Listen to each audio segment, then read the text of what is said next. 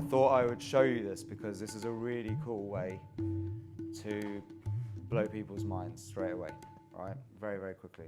Okay, so who knows how to do that already? The raising the heart rate, lowering the heart rate. You know how, you both know how to do that. Okay, cool. As you can see, the heart rate, the top one is at 67. 99% is my oxygen saturation. And that's typical for most people, unless they got some serious illness. It usually stays around 96 and above, and that's fine, completely fine. And just a tiny sip of air fully saturates you with oxygen, okay? We have an abundance of oxygen, but we'll talk about that later. What I want to show you right now is that I can modulate my heart rate, okay, by raising it up by 20, 30 beats per minute and raising it back down using nothing but simple understanding of the breath and its relationship to the body. I'm going to also show you the effect of things like hyperventilation on heart rate. So first, I will show you, demonstrate you my ability to control the heart rate, okay? Ready? I'm going to send it up.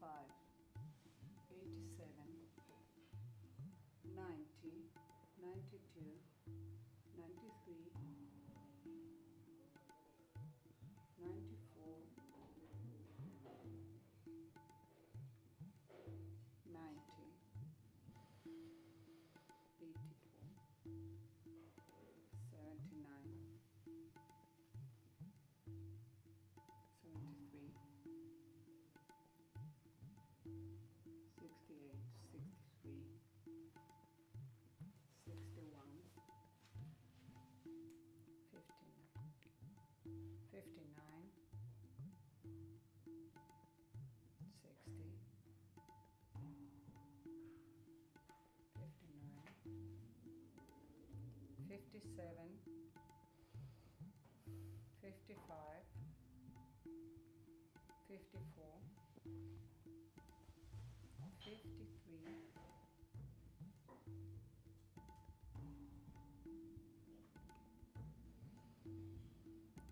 Anyway, you get the idea, right?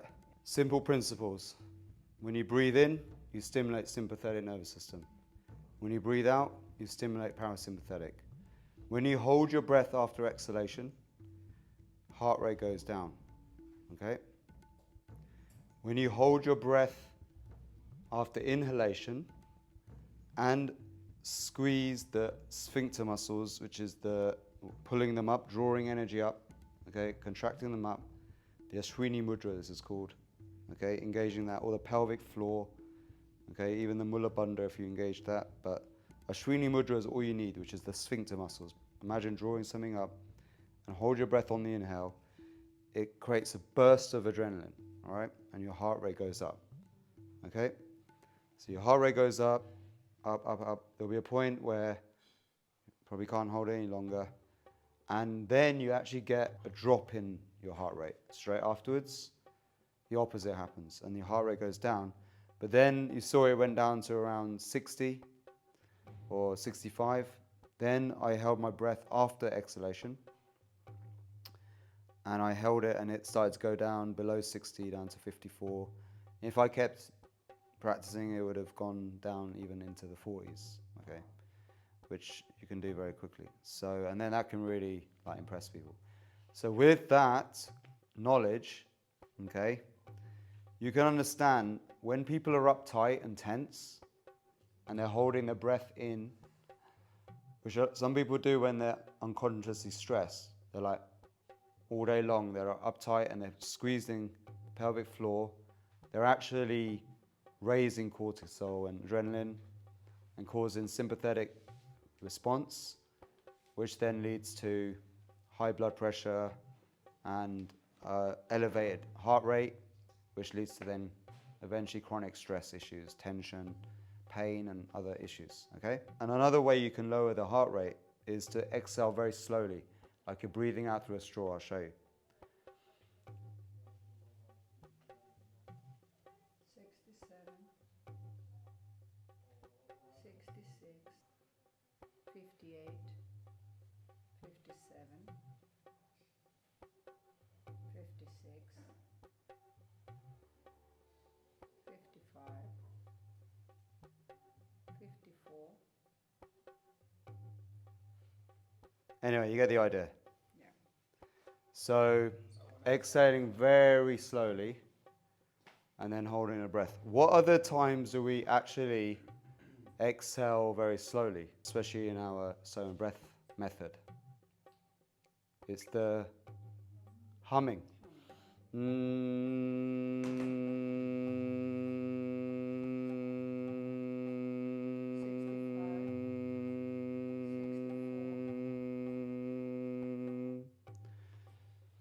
Do it again.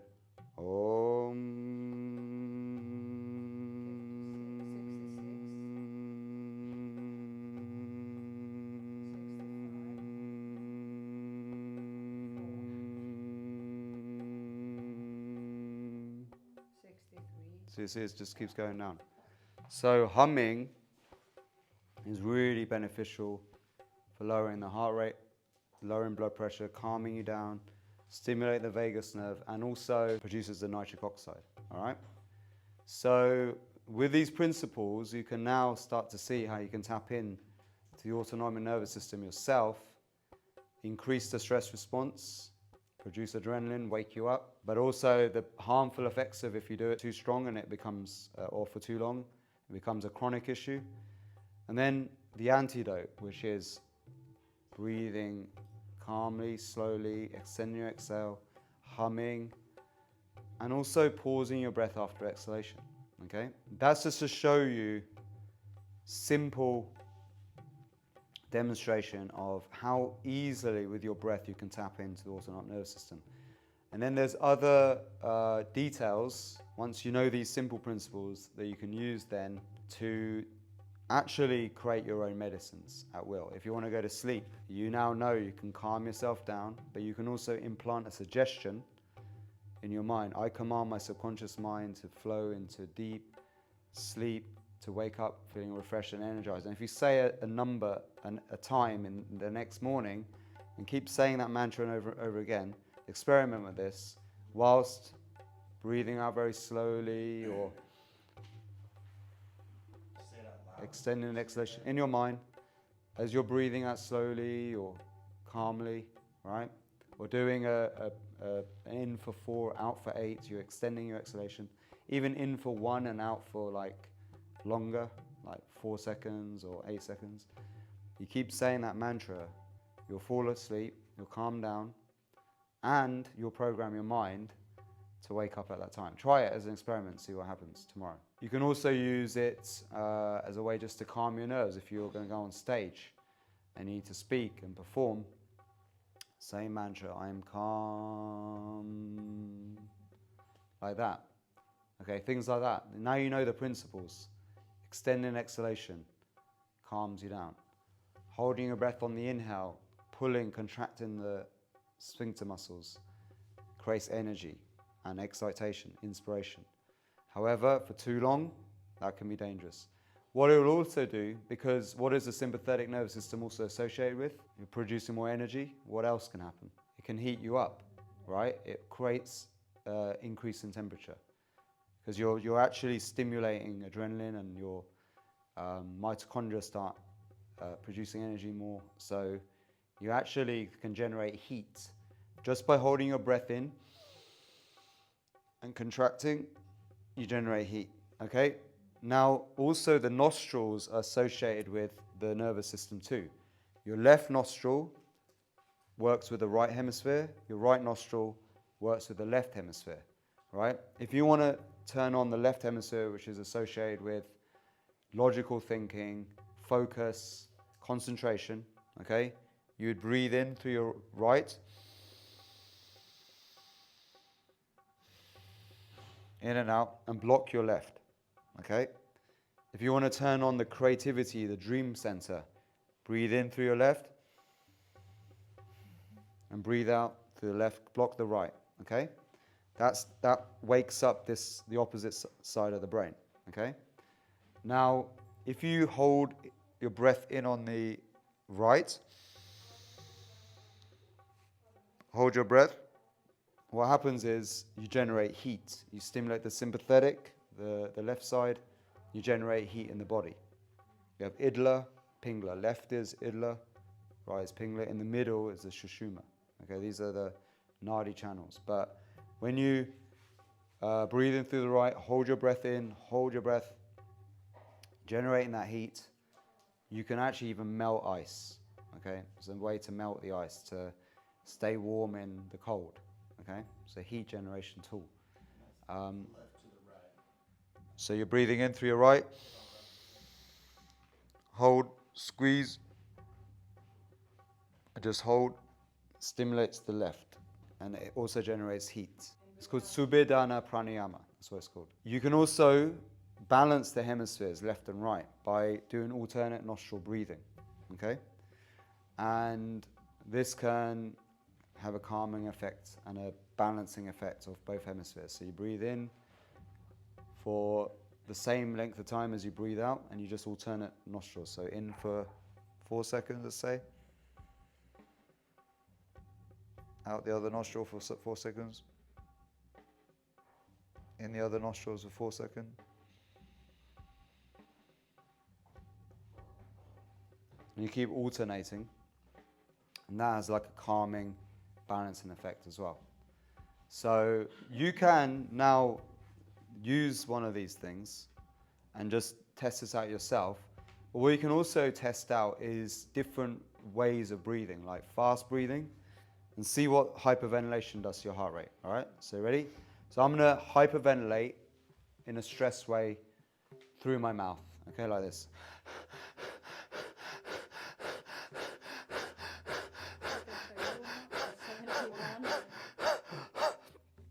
Well, ready?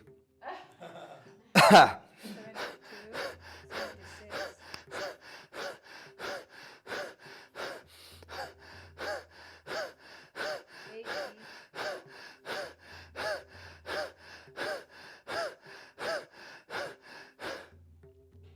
Wow. 85. I'm feeling really hot. Sweating, lightheaded. Look at that. Wow. 104, 111. Now I'm going to do the opposite. Okay.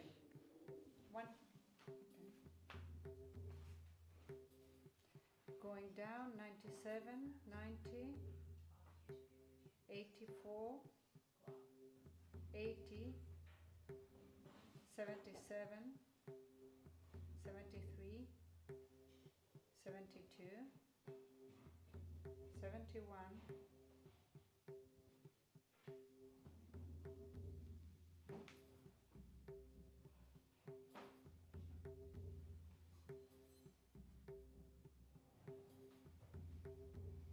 70, 69,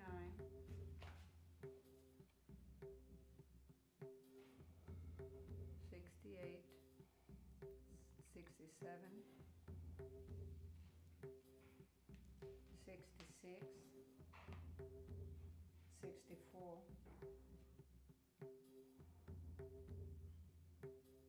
61,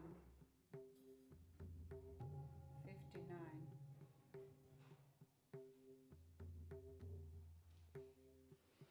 57. You get the idea? Yeah, from 111. So see the effect of hyperventilation? Yeah.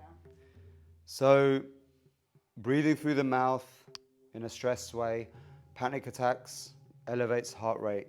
It could even elevate to a point of a heart attack if your heart's weak. And chronic hyperventilation, where you're breathing through your mouth throughout the day, doesn't even have to be that fast.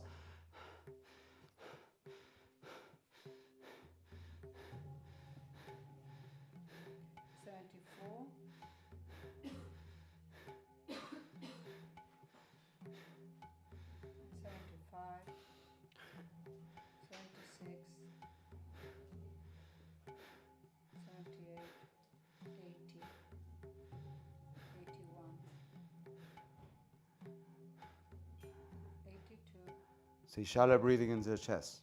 You see it's going up now. All right, it's obvious. But if you breathe through your nose, I'm gonna lower it back down again. 80, 78, 77, Now I'm gonna breathe 73, the SOMA way, SOMA breath way, 69, in a coherent way through the nose only. 65, 63, 62, 61, 60, 62, 63,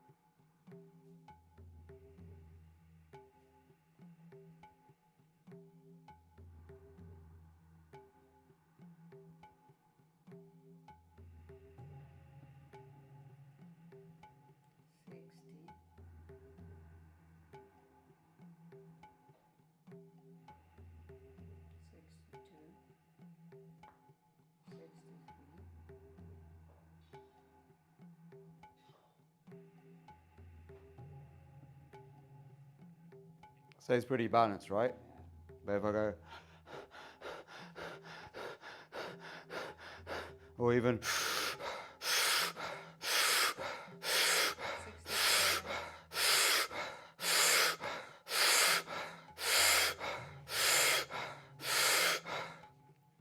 well, I'm really lightheaded. 110, 111, That's where the Wim Hof breath works in the cold, right? I know you get a lot of heat generated. You produce adrenaline, you get a lot of heat generated. Great for heat generation, melting ice, and staying warm in the cold. And also being able to breathe at very high altitudes, like top of mountains and stuff. During the day, 63,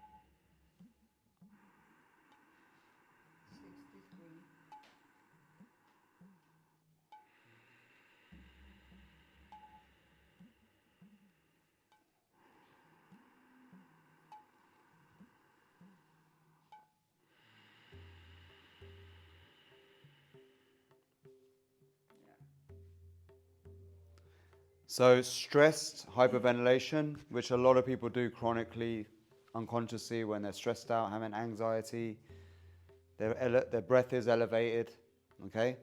Some techniques do that, rebirthing, holotropic, or mouth breathing techniques, hyperventilating, fast breathing. You can see what it does to the nervous system, okay? It can fry it in some cases. And we are all about coherent, rhythmic breathing through the nose, in through the nose, out through the mouth, or out through the nose is the best. It keeps it balanced, coherent, but also you're breathing in enough volume of air in and out so you can go into breath retentions if you do a slightly faster rate, as we do in our daily dose exercises and the awakening technique. But for our breath entrainment, you can see this slow, rhythmic, coherent breathing brings you into balance and harmony, keeps you relaxed.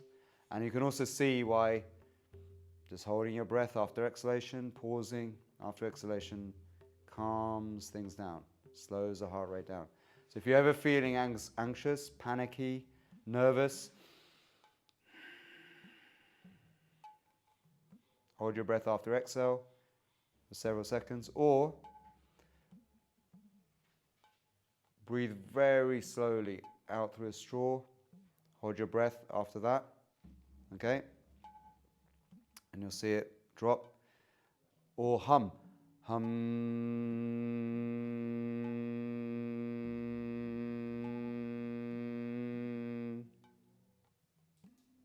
All right, that's a little bit of science and explanation of different ways to breathe and their effects on your physiology, and how you can use this understanding to understand how to create your own medicines and effects on your nervous system and physiology at will. And you can use this to change your mood, your state, and even do things like generate heat or cool down. You know, that's why in the sauna we do the hum. We don't go in the sauna, do we? Because that generates heat, and your heart rate's already elevated. So to stop yourself from overheating from an elevated heart rate, hum in the sauna. It feels great and it keeps you balanced. And in fact, you can stay in the sauna for much longer than the normal average person would be able to. And your time in the ice bath by understanding the principles of generating heat. Or